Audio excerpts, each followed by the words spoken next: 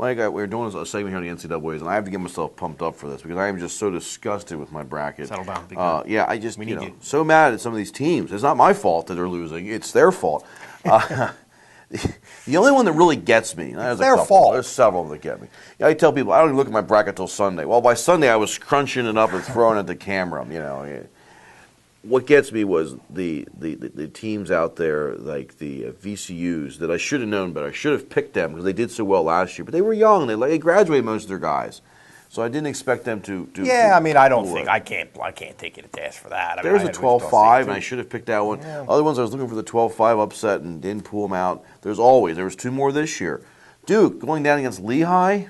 I mean, they had a good player, that CJ. And really a terrible performance by Duke. They played not only played bad, played dumb. Coach K could not get through to this team. I think that's very, very evident. I don't know what role Austin Rivers played in that, stepping in there as a freshman and kind of having the ball, but Krzyzewski could not get through to this bunch for whatever reason. And there was a couple different teams like this. Like I said, not my fault, their fault they're not playing well.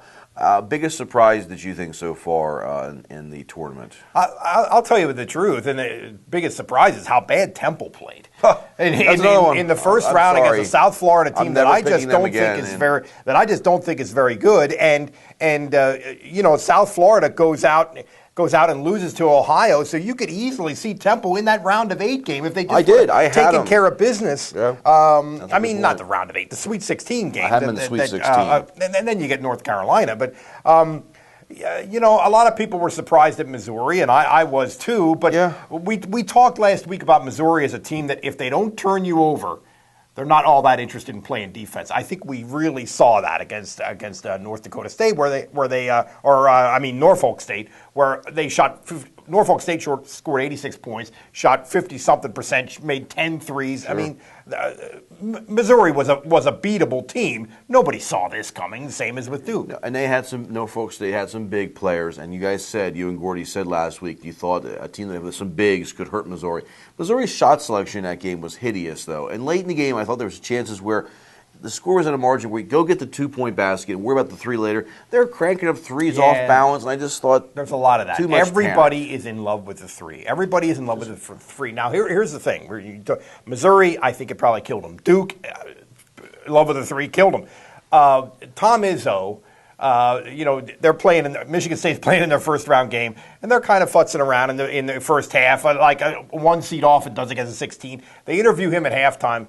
We're jacking up threes. We're playing like idiots. We're not moving the ball side to side. We're not moving it inside out. I don't care if they take threes, but the ball's got to go in and then come out. Let's move the defense around. They came out in the second half, and like 6 possessions in a row, they pounded it in there and got a layup. Good interior passing, and Draymond Green is a really unique and fun player to watch. But that's something that, maybe Missouri wasn't capable of that because they were so tiny. Maybe Duke, Coach Krzyzewski couldn't get the message through. Izzo got the message through. The message was clear, loud and clear, and game was over pretty quick in that second half. I was watching a little bit of that. North Carolina is doing what we thought they would. Even let Hansen sit out the first game with his wrist injury. Okay, now they needed him. And guess what? They've got a new wrist injury, the point guard. How big do you think the injury to Marshall is going to be for this team? I think it's potentially it's huge. It's he's not their best player, but he's their most indispensable player. They really don't have another guy who can do what he does, which is kind of run their offense. It's not unlike an NFL team losing their quarterback, I think. They did get a little bit of a break in that they play Ohio U in the next round, which they probably can get by without him. And then they don't play again until Sunday. They're on that Friday-Sunday schedule. So maybe, he gets a surgery, he gets a splint, it's his non-shooting hand. He can go out there and kind of nominally do what he normally does. We'll see. You get the splint, it's a guide hand anyhow. There you go. Might help him.